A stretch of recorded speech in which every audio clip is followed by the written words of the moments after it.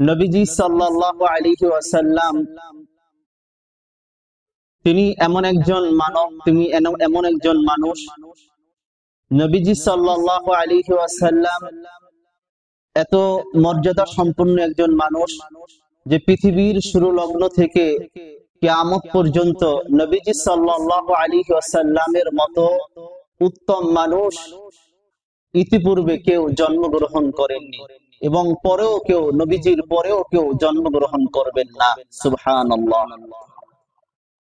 আল্লাহ রাব্বুল আলামিন এই পৃথিবীর মানুষদেরকে সঠিক পথে পরিচালিত করার জন্য অনেক নবী রাসূলগণ অনেককে প্রেরণ করেছেন, বিভিন্ন কিতাব দিয়েছেন, সহিফা দান করেছেন।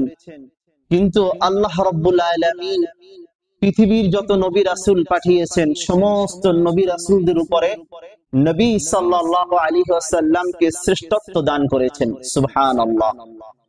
নবীজি সাল্লাল্লাহু আলাইহি ওয়াসাল্লামকে এমন কিছু কিছু শ্রেষ্ঠত্ব দান করা হয়েছে যা অন্য কোন নবী রাসূলদেরকে ওই রকমের শ্রেষ্ঠত্ব দান করেননি।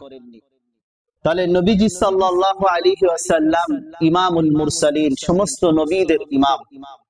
নবীজি সাল্লাল্লাহু আলাইহি ওয়াসাল্লাম পৃথিবীর সর্বশ্রেষ্ঠ মানুষ।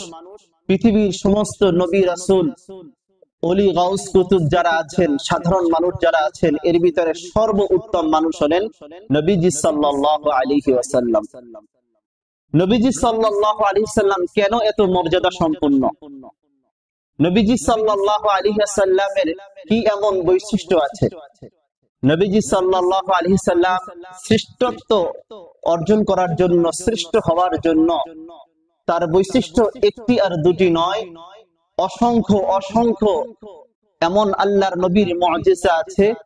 আল্লাহর নবী সাল্লাল্লাহু আলাইহি ওয়াসাল্লামের যে দিকটা আপনি খোঁজ করবেন আল্লাহর নবীকে মানার জন্য, ওই দিকটাই আপনি সর্বশ্রেষ্ঠ আদর্শ হিসাবে নবীকে পেয়ে যাবেন। জোরে বলেন সুবহানাল্লাহ। আল্লাহর নবীর শিশু কালের দিকে আপনি খোঁজ করবেন, একটি শিশুর আদর্শ কিভাবে হওয়া যায়, শিশুর আদর্শটা কিভাবে বানানো যায়, আল্লাহর নবীর আদর্শের মাঝে পেয়ে যাবেন। শৈশবকালে শৈশবের আদর্শ কিভাবে গ্রহণ করা যায়, আল্লাহর নবীর শৈশবের আদর্শটা কেমন ছিল, আল্লাহর নবীর আদর্শ পেয়ে যাবেন।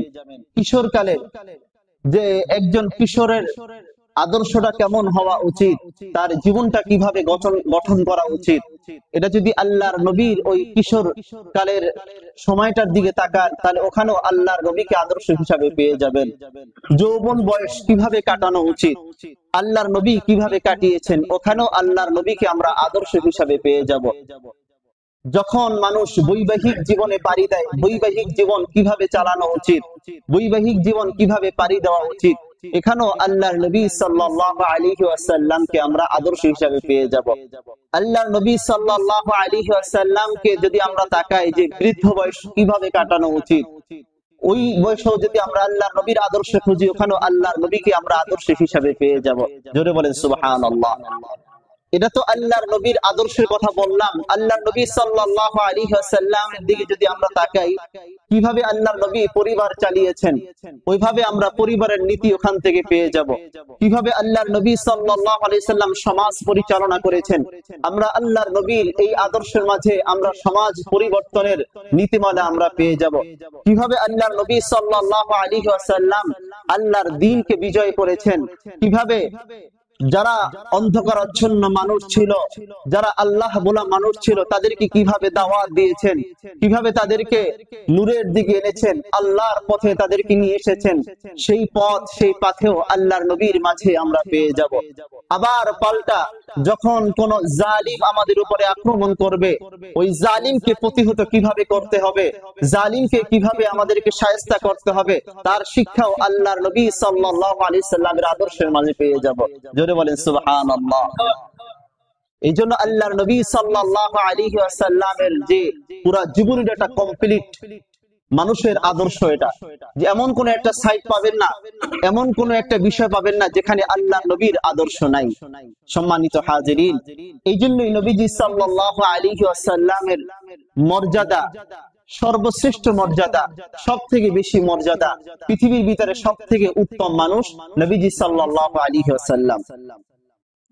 তো নবীজি সাল্লাল্লাহু আলাইহি ওয়াসাল্লামের মর্যাদার অনেক দিক আছে, তার মধ্যে থেকে আমি 8টি মর্যাদা আপনাদের সামনে তুলে ধরবো।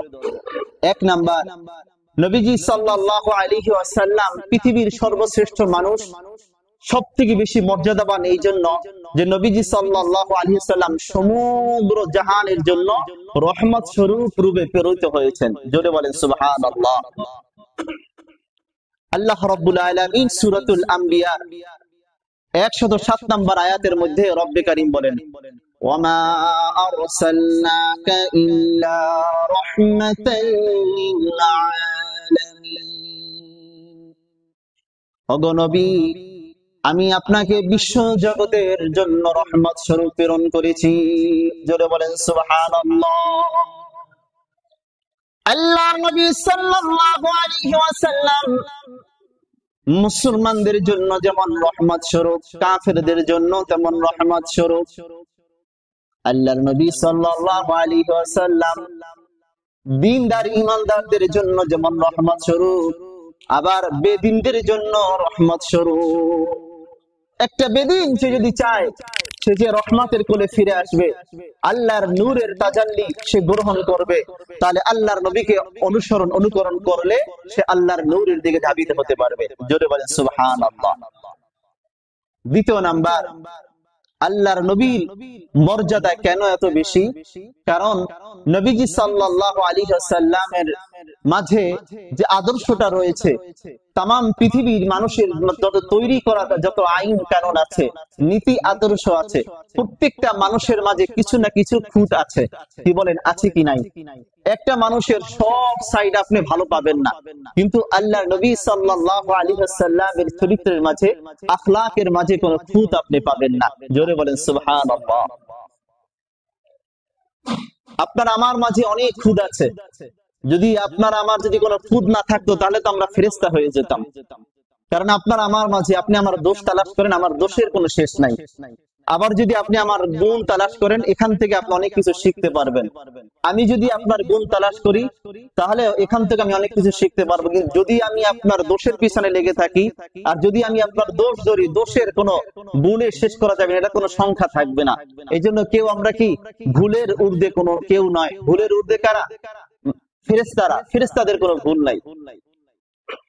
নবীজি সাল্লাল্লাহু আলাইহি ওয়াসাল্লামের যে আদর্শ, এই আদর্শের মাঝে কোনো ভুল নাই। এটা হলো সর্বশ্রেষ্ঠ আদর্শ। সূরাতুল আহজাবের 21 নম্বর আয়াতের মাঝে আল্লাহ রাব্বুল আলামিন বলেন, লাকাদ কানা লাকুম ফি রাসূলিল্লাহি উসওয়াতুন হাসানাহ। আল্লাহ রাব্বুল আলামিন বলেন, অবশ্যই আমি তোমাদের জন্য আল্লাহর রাসূলের মাঝে, তার জীবনের মাঝে উত্তম আদর্শ রেখেছি। জোরে বলেন সুবহানাল্লাহ। তাহলে নবীর জীবনীকে, নবীর চরিত্রকে, নবীজির আখলাকে আমাদের জন্য আদর্শ বানিয়েছেন কে? আল্লাহ। কে? আল্লাহ। তাহলে আল্লাহ রাব্বুল আলামিন যিনি আমাদেরকে আল্লাহর নবীকে আদর্শ হিসাবে আমাদের জন্য নির্ধারণ করেছেন, তাহলে আল্লাহর নবীর আদর্শকে বাদ দিয়ে অন্য কোথায় যদি আমরা অন্য কারো আদর্শ যদি আমরা তালাশ করি, সেই অনুযায়ী যদি আমরা বেড়ে উঠি, সেই অনুযায়ী যদি অন্য মানুষের আদর্শ যদি আমরা নিয়ে যদি সামনে বাড়ি, তাহলে কি আমাদের সফলতা কোনোদিন আসবে? জোরে বলেন। তাহলে সফলতা কিসের মাঝে? আল্লাহর নবীর আদর্শের মাঝে। এরপরে 3 নাম্বার, আল্লাহর নবী সাল্লাল্লাহু আলাইহি সাল্লামের মর্যাদা কেন এত বেশি? যে আল্লাহ রাব্বুল আলামিন বলেন, ও নবী, যেখানেই আপনার আলোচনা করা, আমার আলোচনা যেখানেই করা হবে সেখানেই আমি আপনার আলোচনা করব। যেখানেই আপনার আলোচনা হবে সেখানেই আমার আলোচনা, যেখানেই আমার আলোচনা হবে সেখানেই আপনার আলোচনা হবে। জোরে বলেন সুবহানাল্লাহ। সূরাতুল ইনশিরাহ 4 নম্বর আয়াত আল্লাহ রাব্বুল আলামিন বলেন, নবী, আপনাকে তো আমি এই সম্মান দান করেছি। ওয়া রাফা'না লাকা যিকরাক, আমি আপনার খ্যাতি কি সমুন্নত করেছি, আমি উত্তোলন করেছি, আপনার মর্যাদা কি আমি সমুন্নত করেছি। জোরে বলেন সুবহানাল্লাহ। তাহলে যেখানেই আল্লাহ রাব্বুল আলামিনের আলোচনা আছে সেখানে কি নবীজি সাল্লাল্লাহু আলাইহি ওয়াসাল্লামের আলোচনা আছে। এইজন্যই নবীজি সাল্লাল্লাহু আলাইহি ওয়াসাল্লাম এত দামি। 4 নাম্বার, নবীজি সাল্লাল্লাহু আলাইহি ওয়াসাল্লাম তিনি সর্বশেষ রাসূল। আল্লাহর নবী সাল্লাল্লাহু আলাইহি ওয়াসাল্লামের পরে আর কোন নবী নাই, আর কোন রাসূল নাই। নবীজি সাল্লাল্লাহু আলাইহি ওয়াসাল্লামকে সর্বশেষ রাসূল রূপে প্রেরণ করা হয়েছে। জোরে বলেন সুবহানাল্লাহ। সূরাতুল আহজাব, সূরাতুল আহজাবের মধ্যে আল্লাহ রাব্বুল আলামিন বলেন, মা কানা মুহাম্মাদুন আবা আহাদিন মির রিজালিকুম ওয়ালাকিন রাসূলুল্লাহি ওয়া খাতামান নাবিয়্যিন। আর মুহাম্মদ সাল্লাল্লাহু আলাইহি ওয়াসাল্লাম তোমাদের কোন পূর্বপুরুষের পিতাও নন। মুহাম্মদ সাল্লাল্লাহু আলাইহি ওয়াসাল্লাম কেউ তোমাদের পিতা নন। ওয়ালাকিন রাসূলুল্লাহ, কিন্তু তিনি আল্লাহর রাসূল। তিনি কি? জোরে বলেন আল্লাহর রাসূল। ওয়া খাতামান নাবিয়্যিন, এবং নবীদের সর্বশ্রেষ্ঠ নবী, নবীদের মধ্য থেকে সর্বশেষ নবী। তাহলে আল্লাহর নবীর পরে কি নাই? কোনো নবী নাই। আল্লাহর নবীর পরে কি আর কোনো নবী আছে? কেউ যদি একথা বিশ্বাস করে যে নবীর পরেও নবী আছে, তাহলে কি তার ঈমান থাকবে নাকি সে কাফের হয়ে যাবে? সে কাফের হয়ে যাবে। তাহলে আল্লাহর নবীর পরে আর কোনো নবী নাই। নবী মুহাম্মদ রাসূলুল্লাহ সাল্লাল্লাহু আলাইহি সাল্লাম তিনি কি? আল্লাহ রাব্বুল আলামিনের রাসূল। তা আল্লাহ রাব্বুল আলামিন বলেন মুহাম্মদ কিন্তু তোমাদের পিতা নন, তোমাদের পিতা রূপী তোমরা তাকে শুধু সম্বোধন করবা, বিষয়টা এমন না। তিনি আল্লাহর রাসূল এবং সর্বশেষ রাসূল, তিনি সর্বশেষ নবী তিনি। এরপরে 5 নাম্বার, নবীজি সাল্লাল্লাহু আলাইহি ওয়াসাল্লামের এত দাম কেন, এত মর্যাদা কেন?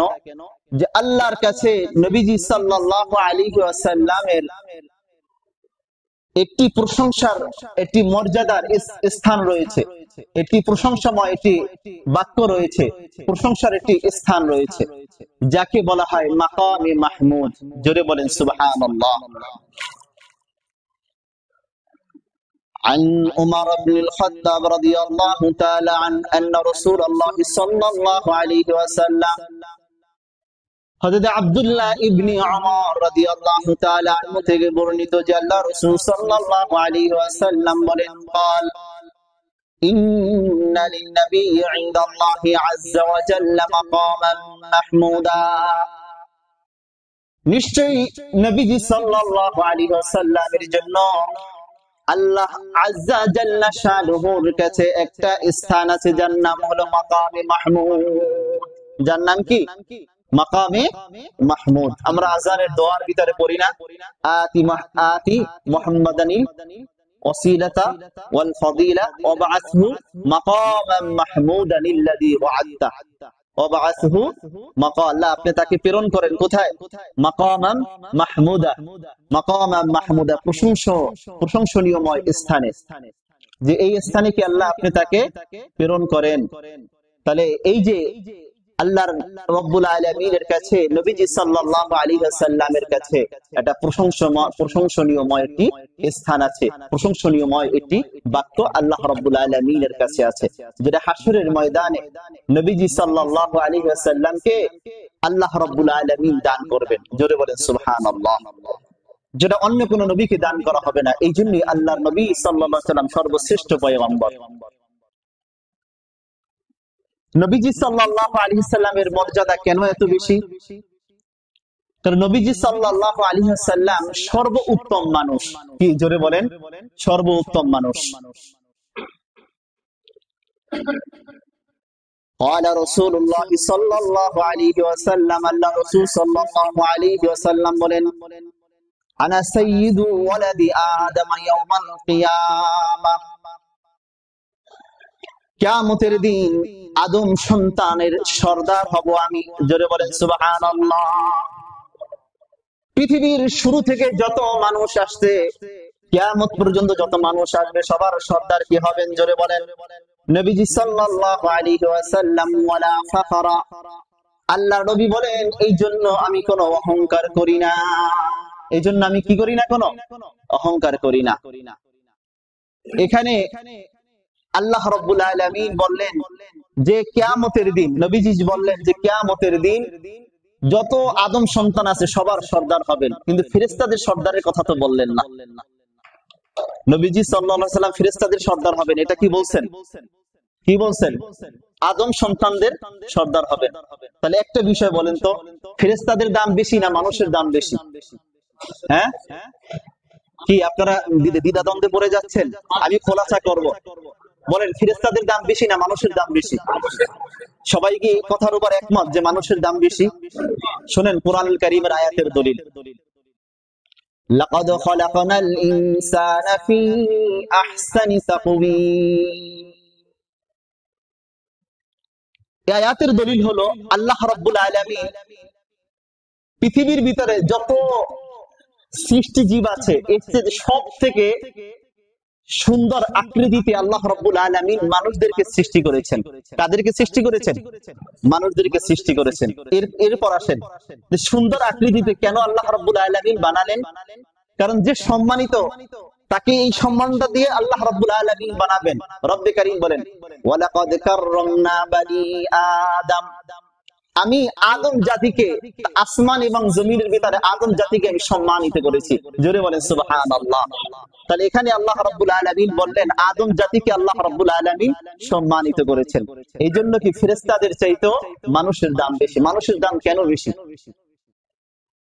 কারণ মানুষের মধ্যে আল্লাহ রাব্বুল আলামিন ভালো কাজ করার এই শক্তিটাও আল্লাহ রাব্বুল আলামিন দান করেছেন, আবার গুনাহের কাজ করার প্রবণতাও আল্লাহ রাব্বুল আলামিন দান করেছেন। তা মানুষ গুনাহের কাজ করার প্রবণতাকে মিটিয়ে দিয়ে এরপরে আল্লাহ রাব্বুল আলামিনের কাজে সে মগ্ন হয়ে যায়, এই জন্য মানুষের দাম বেড়ে যায়। জোরে বলেন সুবহানাল্লাহ। আর ফেরেশতাদের তাদের মধ্যে শুধু ভালো কাজের যোগ্যতাই আছে, কোন গুনাহের কাজের প্রবণতা তাদের মধ্যে নাই। আল্লাহ রাব্বুল আলামিন বলেছেন তুমি সিজদায় পড়ে থাকো, ফেরেশতা সিজদায় পড়ে আছেন। আল্লাহ রাব্বুল আলামিন বলেছেন তুমি রুকু করে থাকো, সে রুকুই করছে। আল্লাহ রাব্বুল আলামিন বলেন তুমি তাসবিহ তাহলিল করতে থাকো, সে তাসবিহ তাহলিল করছে। কারণ তার ভিতরে কোনো কি নাই, কোনো গুনাহের প্রবণতা তাদের মধ্যে নাই। তাহলে যে জিনিস মিটিয়ে দিয়ে আরেকটা জিনিস অর্জন করা হয় ওই জিনিসটা কষ্টদায়ক বেশি। ওই জিনিসটা কি? জোরে বলেন, কষ্টদায়ক বেশি। আমার সামনে গুনাহের কাজ করার সুযোগও আছে, আবার ভালো কাজ করার সুযোগটাও আছে। তাহলে ভালো কাজটা করাটা আমার জন্য একটা চ্যালেঞ্জ স্বরূপ। এটা কথা বলেন ঠিক কিনা? এই জন্য মানুষের দাম বেশি। এরপরে সপ্তম নাম্বার, নবীজি সাল্লাল্লাহু আলাইহি ওয়াসাল্লামের দাম কেন এত বেশি? কারণ নবীজি সাল্লাল্লাহু আলাইহি ওয়াসাল্লাম তিনি সর্বপ্রথম কবর থেকে তিনি উত্থিত হবেন। যখন কিয়ামত কায়েম হয়ে যাবে, তাম পৃথিবী সমস্ত মানুষ যখন মারা যাবে, সবাই যখন মাটির সাথে মিশে যাবে, যে সর্বপ্রথম তো ইসরাফিল আলাইহিস সালাতু ওয়াস সালাম একটা সিংহে ফুৎকার দিবেন, সাথে সাথে দুনিয়া ধ্বংস হয়ে যাবে। দ্বিতীয়বার আরেকটা যখন সিংহে ফুৎকার দিবেন, কবর থেকে সমস্ত মানুষ আল্লাহর দরবারে দাঁড়িয়ে যাবে। তো আল্লাহর নবী সাল্লাল্লাহু আলাইহি ওয়াসাল্লাম বলেন সর্বপ্রথম কবর থেকে যে মানুষটি উঠবেন তিনি হলেন নবী মুহাম্মদুর রাসূলুল্লাহ সাল্লাল্লাহু আলাইহি ওয়াসাল্লাম। এটা হলো 7 নাম্বার কথা। 8 নাম্বার কথা, নবীজি সাল্লাল্লাহু আলাইহি ওয়াসাল্লাম সর্বপ্রথম উম্মতের জন্য সুপারিশ করবেন। জোরে বলেন সুবহানাল্লাহ। এইজন্য নবীজি সাল্লাল্লাহু আলাইহি ওয়াসাল্লামের শ্রেষ্ঠত্ব, নবীজি সাল্লাল্লাহু আলাইহি ওয়াসাল্লামের মর্যাদা এত বেশি। তাই আল্লাহর নবী সাল্লাল্লাহু আলাইহি ওয়াসাল্লাম বলেন ক্বালা রাসূলুল্লাহ সাল্লাল্লাহু আলাইহি ওয়াসাল্লাম, আল্লাহ রাসূল সাল্লাল্লাহু আলাইহি ওয়াসাল্লাম বলেন আনা আউয়ালু মান ইয়ানশাক্কু আনহুল কবর। আল্লাহ নবী বলেন আমি হলাম ওই ব্যক্তিদের প্রথম যে কিয়ামতের যখন ইসরাফিল আলাইহিস সালাতু ওয়াস সালাম সিংহে ফুৎকার দিবেন, তখন সর্বপ্রথম যে ব্যক্তিরা কবর ফেটে দাঁড়িয়ে যাবে, কবর ফেটে বের হবে, আমি হলাম ওই ব্যক্তি সর্বপ্রথম। আমি নবী মুহাম্মদ রাসূলুল্লাহ সাল্লাল্লাহু আলাইহি সাল্লাম সর্বপ্রথম কবর থেকে আল্লাহ রাব্বুল আলামিনের সামনে দাঁড়াবো। তাহলে নবীজি দুনিয়া থেকে বিদায় নিয়ে গেছেন, তিনি হায়াতুন নবী। তাহলে তিনি সর্বপ্রথম কবে উঠবেন? যখন কিয়ামত কায়েম হয়ে যাবে। তাহলে এখন যারা বলে যে আমাদের দোয়া, আমাদের জশ্নে জুলুসে আল্লাহর নবী হাজির হন, তাহলে আল্লাহর নবীর এই হাদিস দ্বারা আপনি কি বললেন? তারা সত্য কথা বলে না মিথ্যা কথা বলে? জোরে বলেন, তারা কি সত্য কথা বলে না মিথ্যা কথা বলে? কারণ আল্লাহর নবী তো সর্বপ্রথম কবর থেকে উঠবেন যখন কিয়ামত হয়ে যাবে। তাহলে আল্লাহর নবীর এই কথা অনুযায়ী আমরা হাদিস দ্বারা এটা পেলাম, আল্লাহর নবীর আগে কেউ উঠবেন না। তাহলে আল্লাহর নবী যদি তাদের জশ্নে জুলুসে যদি এসেই পড়েন তাহলে তো কিয়ামত হয়ে যাওয়ার কথা। যদি আল্লাহর নবী যদি তাদের মিলাদ মাহফিলে এসেই পড়েন, অনেক জায়গা আছে অনেক মিলাদ মাহফিলে চেয়ার খালি রাখা হয়, বলে নবী এসে চলে আসছে। আল্লাহর নবী যদি তাদের মিলাদ মাহফিলে চলে আসে তাহলে তো কিয়ামত হয়ে যাওয়ার কথা। আমরা এই হাদিস দ্বারা আমরা এটা পেলাম। তাহলে বলেন তারা যে সমস্ত দাবিগুলো করে এগুলো কি সব ধোঁকা, এগুলো কি সব মিথ্যা কথা? এরপরে আল্লাহর নবী সাল্লাল্লাহু আলাইহি সাল্লাম বলেন, আমি কেন আগে উঠবো জানো? ওয়া আনা আউয়ালু শাফিঈন, আর আমি হলাম সর্বপ্রথম সুপারিশকারী। ওয়া আউয়ালু মুশাফফাঈন, আর আমি যার জন্য সুপারিশ করব, আমার যে উম্মতের জন্য সুপারিশ করব, আল্লাহ রাব্বুল আলামিন তার সুপারিশ কবুল করবে। জোরে বলেন সুবহানাল্লাহ। তাহলে নবীজি সাল্লাল্লাহু আলাইহি সাল্লাম শ্রেষ্ঠ নবী। নবীজি সাল্লাল্লাহু আলাইহি ওয়াসাল্লামের মর্যাদা অন্যান্য নবীদের থেকে বেশি। 8টা কারণ আমরা জানলাম। এরপর আমরা জানবো যে নবীজি সাল্লাল্লাহু আলাইহি ওয়াসাল্লামের তিনি যে পৃথিবীর শ্রেষ্ঠ মানুষ, এটার প্রথম একটা কারণ এটা আমরা জানলাম যে নবীজির মর্যাদা অনেক বেশি। সেই মর্যাদা কেন বেশি এটার আদলে আমরা 8টা কারণ জানলাম।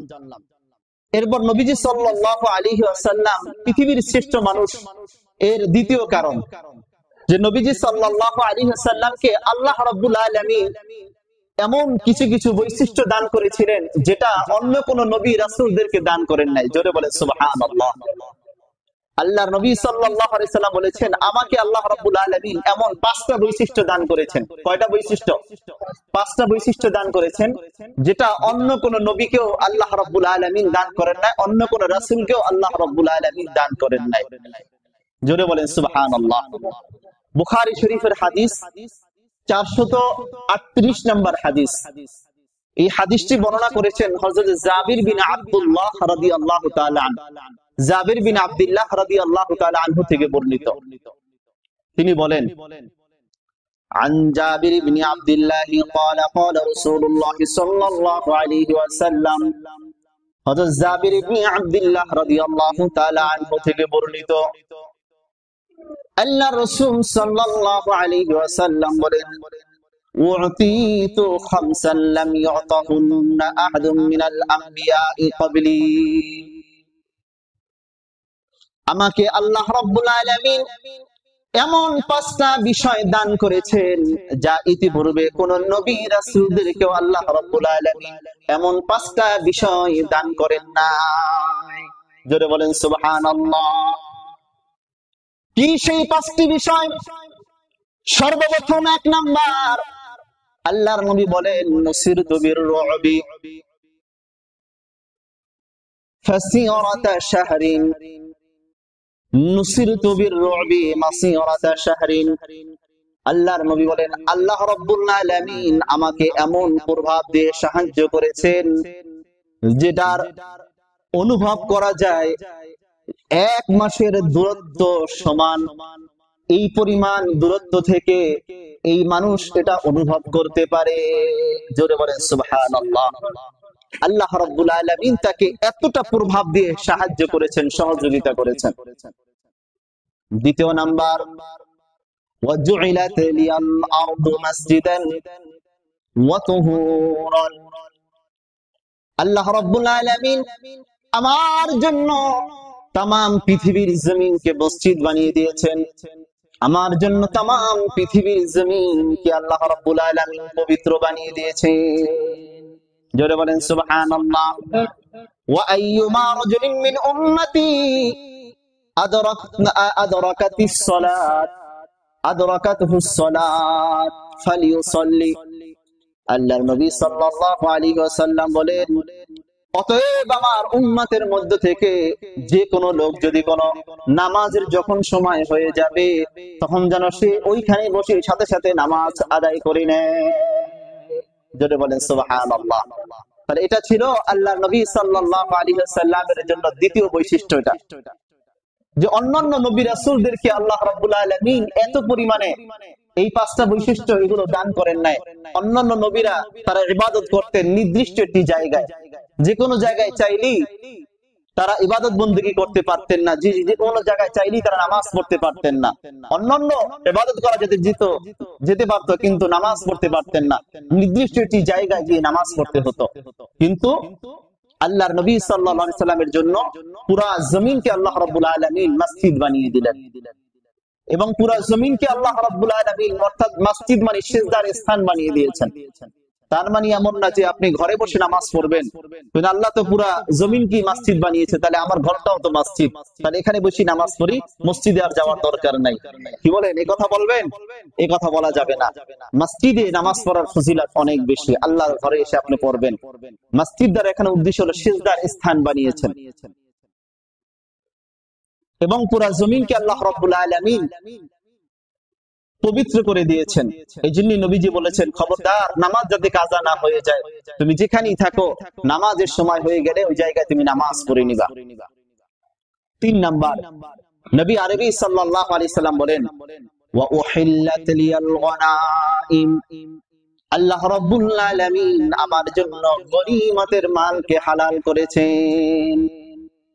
4th নাম্বার বৈশিষ্ট্য যেটা অন্যান্য নবী রাসূলদেরকে আল্লাহ রাব্বুল আলামিন দান করেন নাই, ওয়া কানা আন-নাবিয়্যু ইউবআসু ইলা কওমিহি খাসাতান, আল্লাহ রাব্বুল আলামিন যত নবী রাসূলদেরকে প্রেরণ করেছেন তাদেরকে কখনো কখনো বিশেষ একটা জাতির কাছে পাঠিয়েছেন, বিশেষ কিছু উম্মতের কাছে পাঠিয়েছেন, বিশেষ কোন একটা গোত্রের কাছে পাঠিয়েছেন।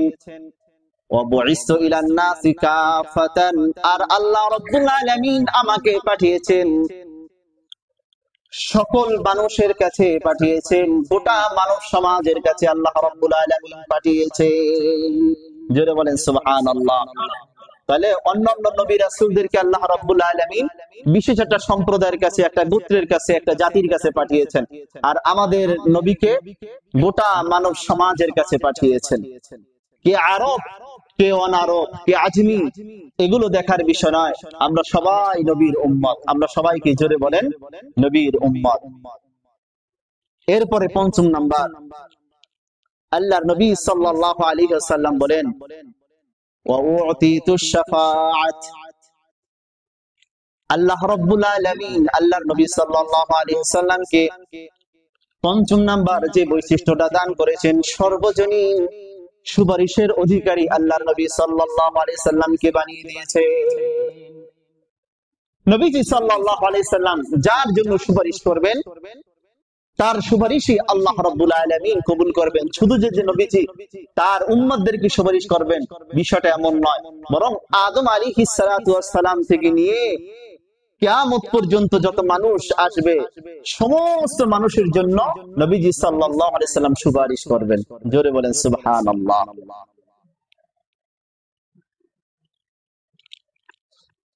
তাহলে নবীজি সাল্লাল্লাহু আলাইহি ওয়াসাল্লাম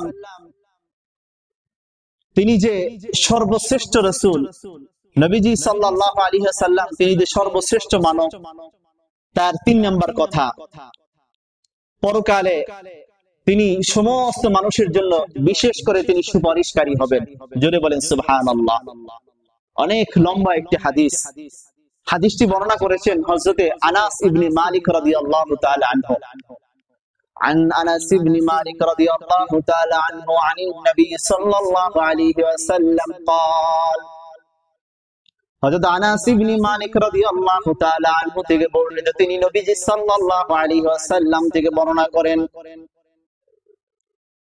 قال, তিনি বলেন, ইয়াজতামিউল মুমিনুনা ইয়াওমাল কিয়ামাতি ফায়াকুলুন, আল্লাহর নবী সাল্লাল্লাহু আলাইহি ওয়াসাল্লাম বলেন, কিয়ামতের দিন মুমিনরা একত্রিত হবে, হাসরের ময়দানের দিন মুমিনরা একত্রিত হবে, ফায়াকুলুনা, তারা একত্রিত হয়ে তারা পরস্পর বলাবলি করবে, লাউ ইস্তাফনা ইলা রাব্বিনা, হায় যদি আমাদের কাছে, যদি আমাদের জন্য কেউ আমাদের রবের কাছে একটু সুপারিশ করত। তারা পরস্পর একত্রিত হয়ে তারা এটা বলা বলি করবে। এবার তারা কোথায় যাবে, কার কাছে যাবে? সুপারিশ আনার জন্য। সুপারিশ তাদের জন্য আল্লাহর কাছে একটু সুপারিশ করবে। ফায়াতুনা আদম, তারা আদম আলাইহিস সালাতু ওয়াস সালামের কাছে যাবে। কারণ হলো ফায়াকুলুনা, তারা বলবে আনতা আবুন নাস, আপনি হলেন আমাদের আদি পিতা। খলাকাকাল্লাহু বিয়াদিহি, আল্লাহ রাব্বুল আলামিন আপনাকে নিজ হাতে বানিয়েছেন। ওয়া আসজুদা লাকা মালাইকাতাহু, এবং আপনাকে তার ফেরেশতারা সিজদা করি, তার ফেরেশতাদের মাধ্যমে সিজদাও করিয়েছেন।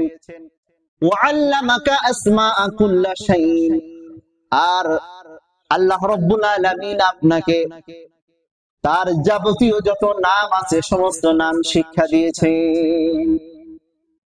ফাশফা লানা ইনদা রাব্বিক, এবার সমস্ত হাসরবাসীরা বলবে, সুতরাং আপনার যেহেতু এত মর্যাদা, আপনি আমাদের জন্য আপনার রবের কাছে একটু সুপারিশ করেন।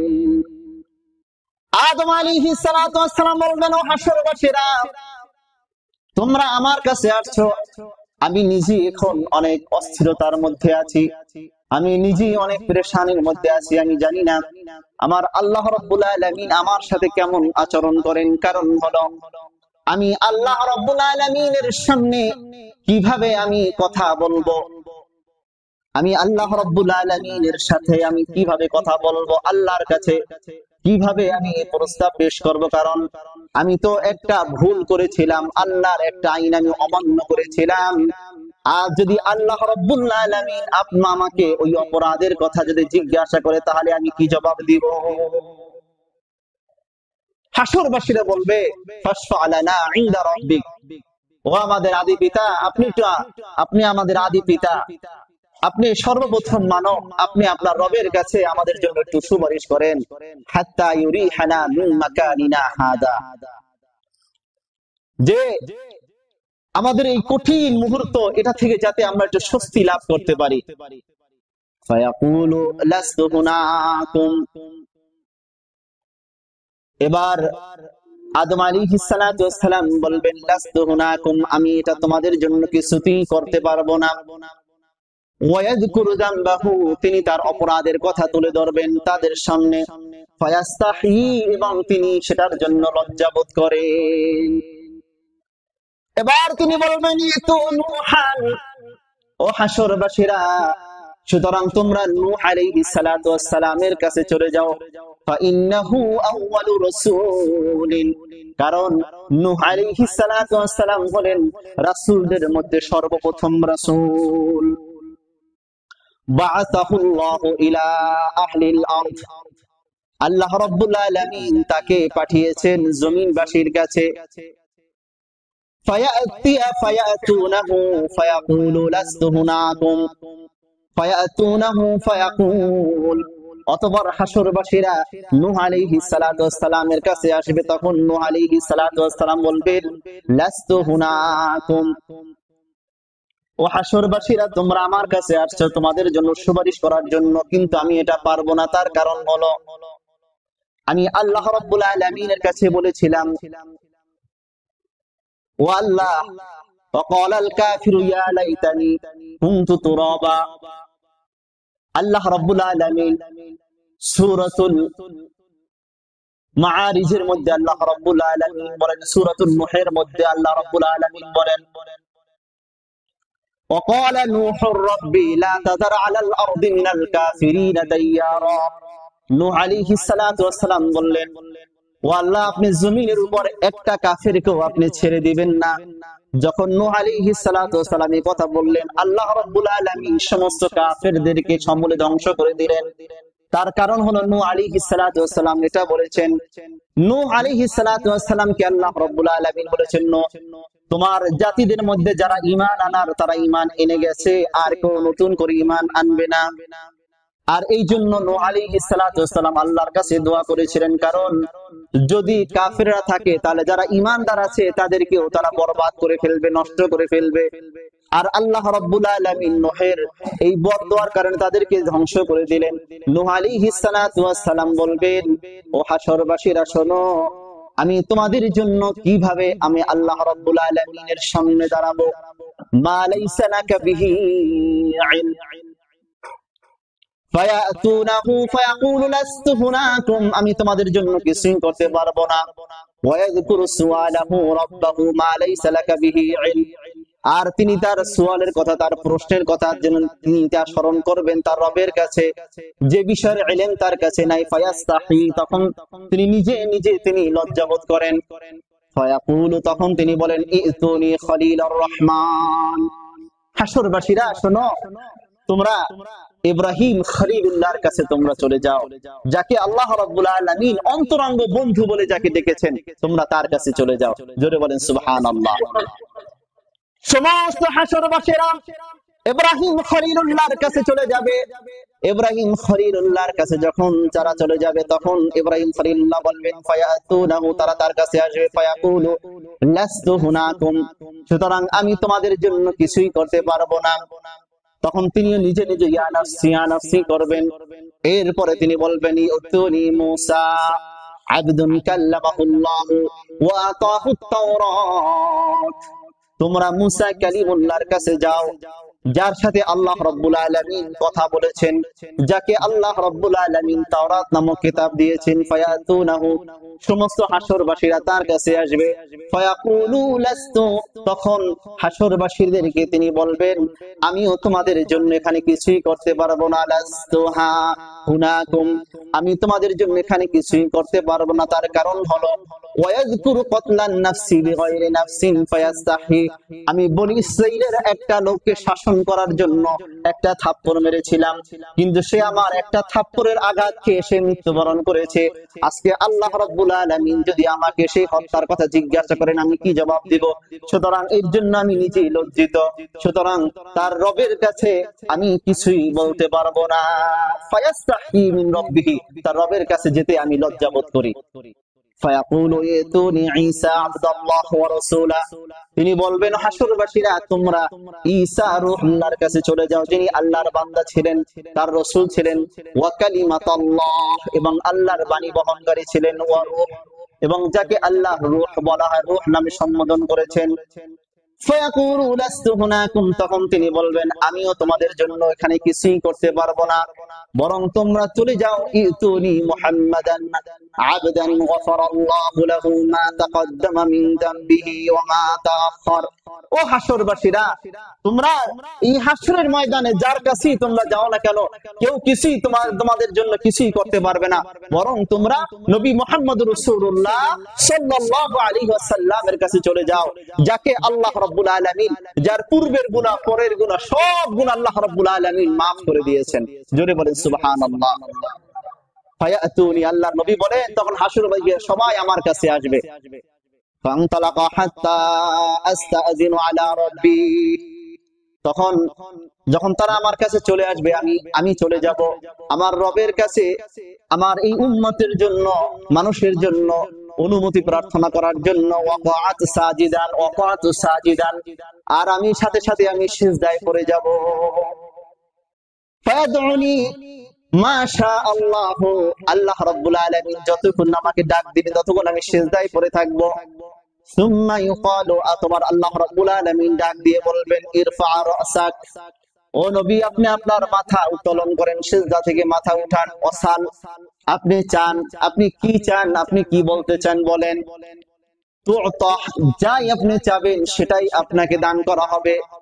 ওয়াকুল ইউসমা, আর আপনি যা কিছু বলবেন আপনি বলেন, যা বলবেন সেটাই আপনার গ্রহণ করা হবে, শোনা হবে।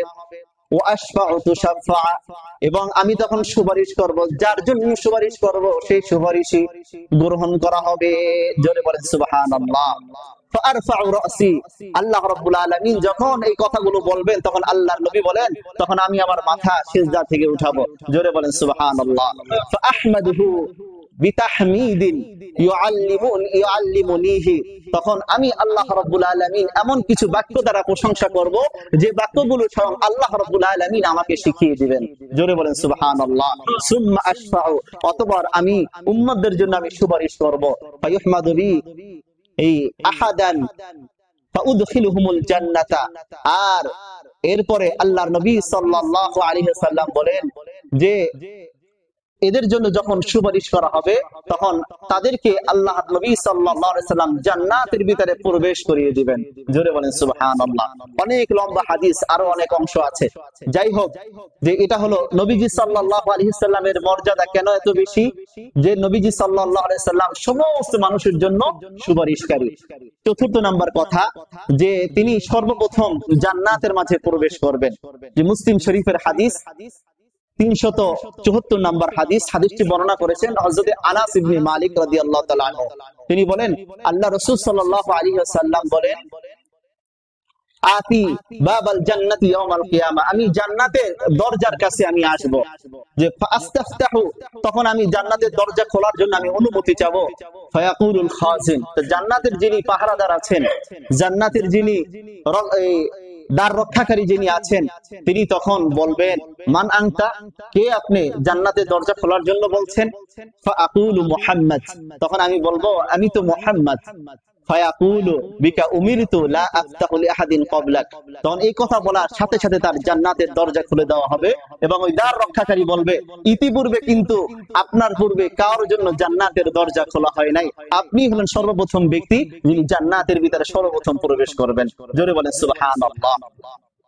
এরপরে পঞ্চম নাম্বার, নবীজি সাল্লাল্লাহু আলাইহি ওয়াসাল্লামের যে উম্মত যারা আছেন, নবীজি সাল্লাল্লাহু আলাইহি ওয়াসাল্লামের উম্মতদের মধ্যে সবথেকে বেশি উম্মতরা অন্যান্য নবীর উম্মতদের মধ্য থেকে নবীজির উম্মতরা বেশি জান্নাতের ভিতরে প্রবেশ করবেন। জোরে বলেন সুবহানাল্লাহ। হাদিসের দলিলটা দিব না। এরপরে পঞ্চম নাম্বার, ষষ্ঠ নাম্বার, যে আমাদের নবী সাল্লাল্লাহু আলাইহি ওয়াসাল্লামের মাধ্যমে আল্লাহ রাব্বুল আলামিন নবীদের দরজা এটা বন্ধ করে দিয়েছেন। আল্লাহ রাব্বুল আলামিন নবীকে সর্বশেষ নবী হিসাবে আল্লাহ রাব্বুল আলামিন প্রেরণ করেছেন। এইজন্য নবীজি সাল্লাল্লাহু আলাইহি ওয়াসাল্লাম সর্বশেষ নবী। নবীজি সাল্লাল্লাহু আলাইহি ওয়াসাল্লামের মর্যাদা এত বেশি। এইজন্য এই নবীকে আমাদের মহব্বত করা দরকার আছে কিনা জোরে বলেন। নবীকে আমাদের ভালোবাসার দরকার আছে কিনা জোরে বলেন। কি শুধু রবিউল আউয়াল মাসে নাকি সারা বছর? সারা বছর। শুধু মুখে নাকি অন্তর দিয়ে, আদব আখলাক দিয়ে, সিরাত দিয়ে, সুরাত দিয়ে। এইজন্য যাদের সুন্নাহ নাই, নবীর সুন্নাহ যাদের বডির ভিতরে নাই, নবীর সুন্নাহ আনতে হবে। যাদের মুখে সুন্নতি দাড়ি নাই, তাদের মুখে সুন্নতি দাড়ি আনতে হবে। যাদের সুন্নতি পোশাক যাদের নাই, তাদের নবীর সুন্নতি পোশাক আনতে হবে। যারা এখনো আমরা ঠিকভাবে জামাতের সাথে নামাজ আদায় করতে পারি না, জামাতের সাথে নামাজ আমাদের আদায় করতে হবে। যে কোরআনের জন্য নবীজি জীবন দিয়ে দিলেন, দাঁত মুবারক শহীদ করে দিলেন, যারা কোরআন পড়তে পারি না, কোরআন আমাদের শিখতে হবে। সবাই শিখবো তো ইনশাআল্লাহ। প্রত্যেকটা হালতে, প্রত্যেক অবস্থায় নবীর সুন্নাহের পরিপূর্ণ অনুসরণ অনুকরণ করব ইনশাআল্লাহ। ওয়া মা তাওফীকি ইল্লা বিল্লাহ।